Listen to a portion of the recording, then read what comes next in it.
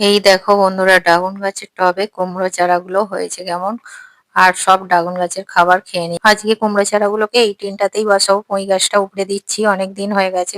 পুঁই গাছটা অনেকবার কেটে খাওয়া হয়ে গেছে। আর পুরোনো মাটি, এটা যেহেতু টবের শক্ত হয়ে গেছে, এটাকে একটু ফুসে হালকা করে নেব। আর হালকা করে নেওয়ার পর ওপর থেকে দিয়ে দিচ্ছি অল্প একটু কাঠের ছাই আর এক মুঠো হাড় গুঁড়ো দিয়ে মাটিটা আমি রেডি করে নেব। আর নেওয়ার পর কুমড়ো চারাগুলোকে হালকা হাতে আস্তে আস্তে তুলে নিতে হবে, যাতে শিকড় না ছিঁড়ে যায়। একটু মাটি সমেত তুলতে হবে, না হলে গাছটা বসাবার পর ঝিমিয়ে যাবে। আর সাবধানে এঁকে বসিয়ে দিলাম। দিয়ে একটা লাঠি দিয়ে সাপোর্ট দিয়ে দেবো, কারণ কুমড়ো গাছ লতানো গাছ, না সাপোর্ট দিলে এরা মাচায় উঠতে পারবে না।